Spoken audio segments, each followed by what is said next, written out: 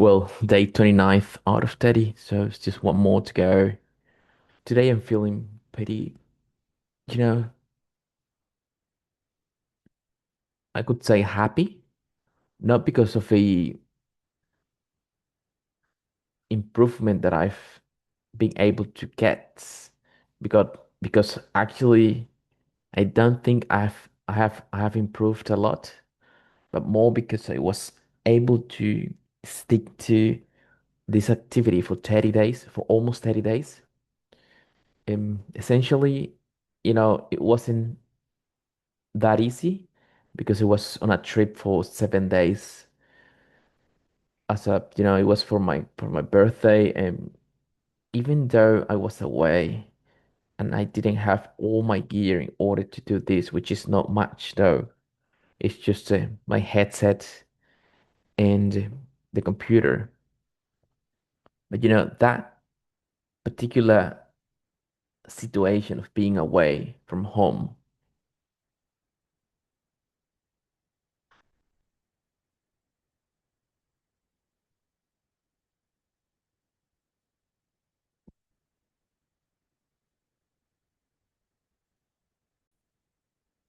and yeah, I think I'm just gonna start reading right now.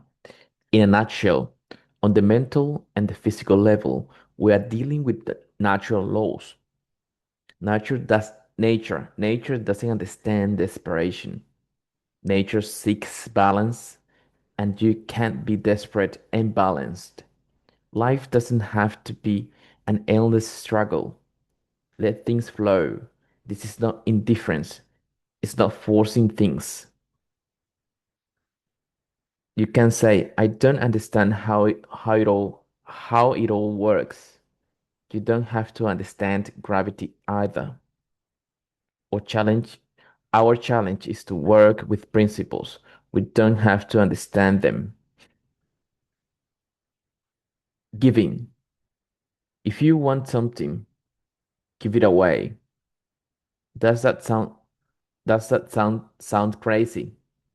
You get more of what you get more of what you want by giving away some of what you have. When a farmer wants more seeds, he takes his seeds and gives them to the earth. When you want a smile, you give yours. When you want affection, you give affections. When you help people, they help you. When you want a smack in the mouth, you smack someone. And if you want people to give you money, share some of yours. Think about it. If attachment hinders the flow of good things into your life, then the opposite of that would be an attachment to the point where we give away some of what we value. What you give away, what you give away, what you give away will tend to come back to you. I've had people tell me, I've given all my life and got nothing back. I don't think they were giving. I think they were measuring, and there is a difference. What about those wealthy old misers who never gave anybody anything? How how often do we hear of these kind of stories? A penny pinching old typist who lived on bread crusts dies with $1 million parked under his bed. It begs it begs the question, if you have to give in order to receive, what happened here? The balance in your bank book is not the measure of your abundance. Abundance is what's calculating through your life. Abundance is what's circulating through your life. Prosperity is a flow of giving and receiving. If you have a fortune in Swiss deposits and you are not using it, then it's not enriching you. technically it's yours, but in reality, you are receiving nothing from it. It's not making you abundant, and it might as well belong to someone else. So the principle of give and receive holds, even here. In a nutshell, the trick of giving is to give without wanting anything back. If you expect someone back, if you expect something back, you are attached to a result. And when you are attached, less happens. And should you enjoy your material possessions, of course, just make sure you own them and they don't own you. Attachment lovers. The origin of sorrow is desire. Buddha. Mary is desperate for a man to love and adore her. Is there much hope of finding him? Not likely. Firstly, her desperation will push all the guys away. Second, secondly, while she's desperate, she's not so lovable. Fred says to his girl, I need you, and I can't live without you. But that's not love, that's hunger.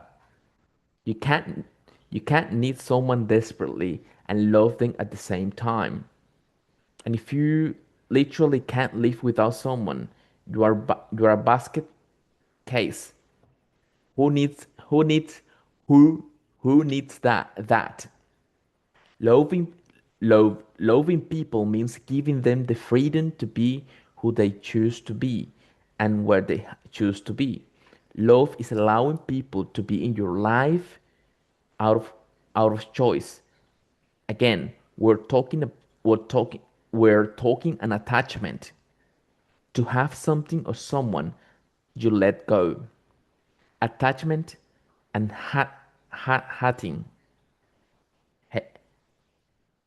attachment and hating things. We cannot change anything unless we accept it. Carl Jung. Hate, hating hating things is a bad idea. While you hate something, you remain invisibly connected to it, so it will tend to hang around. Example: let's say you are in debt and you hate it. That's a difficult position from which to improve your finances. You put some you put so much you put so much energy on into hating it that you stay stuck. You are drained. Once you accept your debt, free of emotional turmoil, you can't move out of it. Acceptance does not mean giving up. It means understanding what is. Example: until you accept that you are overweight, you either A. Deny you are fat, or B. Hate yourself for being fat. In either case, you stay fat. You only begin to lose weight once you accept you are fat. When the Bible says, resist not evil says, resist not evil, it makes this point. It makes this point. Getting angry or fighting doesn't work. You overcome what you don't like by accepting what is, not resisting, and replacing it with something positive.